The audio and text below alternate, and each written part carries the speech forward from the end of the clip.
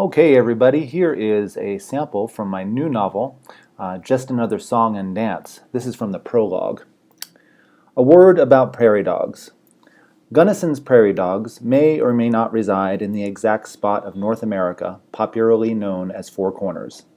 It is a fact that has not been fully investigated by the author, not only because of his habitual laziness, but also because it is wholly irrelevant.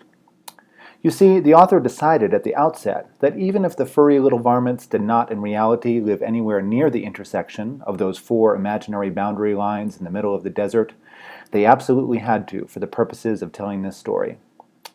This is not to say that some kind of fact-checking did not take place. For example, during the approximately 37 minutes he spent in the downtown San Diego Public Library, as his parking meter ticked away to its inevitable expiration, the author perused one well-worn copy of Northern Arizona University professor Kon Slobodkichof's Prairie Dogs, Communication and Community in an Animal Society. In this exhaustive and groundbreaking work, he discovered a whole lot of interesting facts about the curious mammals, some of which will now be listed in no particularly order of interestingness. Gunnison's prairie dog's scientific name is Cynomys gunnisoni. Cynomys means dog mouse. Gunnison's prairie dogs are 12 to 14 inches in length, weighing 1.5 to 2.5 pounds. The typical diet of a Gunnison's prairie dog includes grasses, herbs, leaves, and insects. They are diurnal, meaning that they are most active in early morning and late afternoon. Gunnison's prairie dogs are social animals, living in colonies of several hundred individuals. Smaller communal groups of 2 to 19 members make up the colony, also called towns. Daily activities include feeding, looking out for predators, grooming, burrowing, and various social contact, including cuddling and kissing.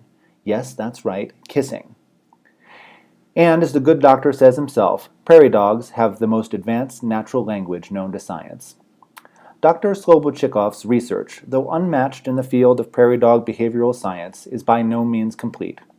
Scientists, who are long on keen observational skills, but sometimes short on poetic insight, often miss important details that reveal much more profound and interesting truths, not only about the objects of observation, but also of ourselves.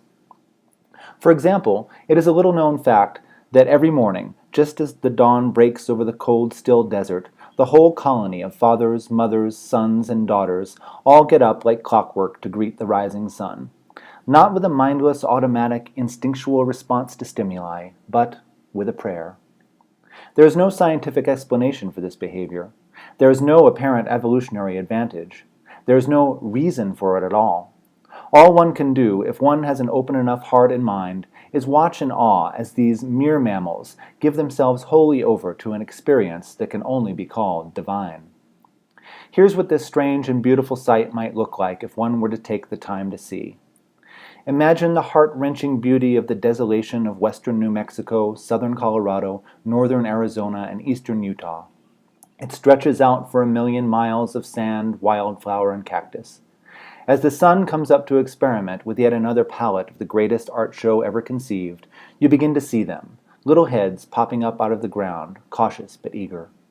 The pudgy bodies come out in the chill of dawn, each finding a mound to perch upon. Everyone in the Four Corners colony attends this revival, this puja, this pastel prayer fest. There is no discrimination, and no one is left out. Then, just as the sun rises over the horizon, they all in unison bring their tiny black paws to their hearts. What do they say, these Cynomysian clerics, these dogmouse devotees? Nothing.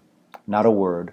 Nay, this is a darshan in the desert, and for a full 15 minutes they do nothing but bask in the holy light.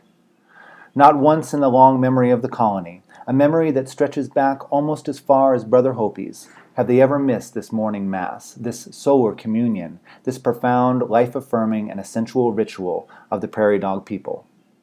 Not, that is, until that dreadful day, not until the dawn of the end of the world.